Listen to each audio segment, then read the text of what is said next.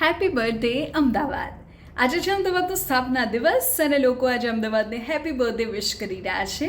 લોકો માને છે કે અમદાવાદનો ઇતિહાસ તો 26મી ફેબ્રુઆરી 1411થી શરૂ થયો અને 615 વર્ષનું થઈ ગયું અમદાવાદ. પણ અમદાવાદ 615 વર્ષનું જ નથી, એનાથી પણ ઘણું પ્રાચીન છે. ઇતિહાસ એવું કહે છે કે 11મી સદીમાં અહીં ભીલ રાજા આશાભીલનું શાસન હતું અને આ વિસ્તાર આશાબલ તરીકે ઓળખાતું હતું.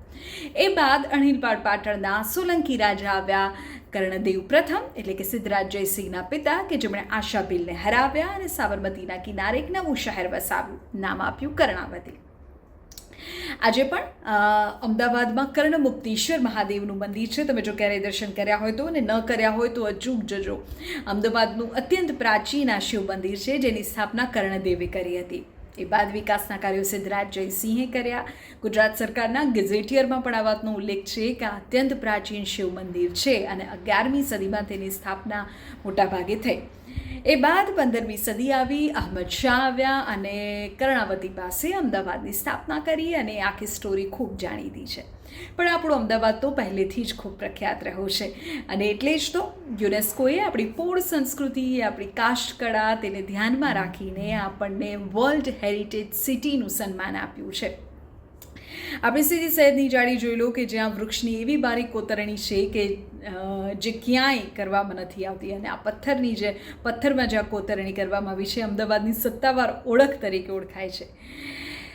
જે દિવસના હીરાથી જગમગે છે અને રાત્રે ખાણીપીણીનું હબ બની જાય છે, એ માણેક ચોક વગર તો અમદાવાદની વાત જ અધૂરી કહેવાય. અને આજકાલ તો અટલ બ્રિજ, મેટ્રો, બુલેટ ગતિએ થતું કામ, પતંગ, આ બધું જ અમદાવાદની ઓળખમાં વધારો કરે છે.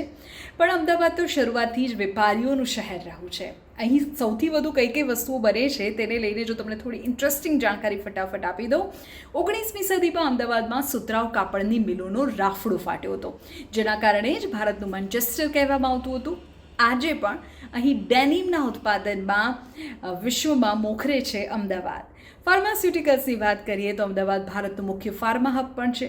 ઝાયડસ લાઈફ સાયન્સીસ અને ટોરેન્ટ ફાર્મા જેવી દિગ્ગજ કંપનીઓ અહીંથી જ વિશ્વભરમાં દવાઓ સપ્લાય કરે છે. સુરત પછી અમદાવાદ ડાયમંડ પોલિશિંગ અને જ્વેલરી મેન્યુફેક્ચરિંગમાં મોટું નામ ધરાવે છે. આપણા વટવા, ઓઢવ, નરોડા આ વિસ્તારોમાં કેમિકલ એન્ડ એન્જિનિયરિંગ પાર્ટ્સનું ઉત્પાદન થાય છે, જેના માટે આપણે એશિયાભરમાં જાણીતા છીએ. 26મી ફેબ્રુઆરી 1411ના રોજ ગુરુવારે બપોરે 1:20 બાણેક બુરજ પાસે અહેમદ શાહે અમદાવાદનો પાયો નાખ્યો અને એ દિવસથી આપણે અમદાવાદની સ્થાપના થઈ હોવાનું કહીએ છીએ. અમદાવાદના નગરદેવી ભદ્રકાળી માતાના આજે દર્શન કરવા લોકો જાય છે. નગરદેવતા તરીકે કર્ણમુક્તેશ્વર મહાદેવ અને જગન્નાથજીના દર્શન કરવા માટે જાય છે. તમે ક્યારેય અમદાવાદ આવ્યા છો અથવા અમદાવાદમાં રહો છો તો અમદાવાદની ફેવરિટ જગ્યા તમારી કઈ છે? કમેન્ટ કરો અને કહી દો હેપી બર્થડે અમદાવાદ.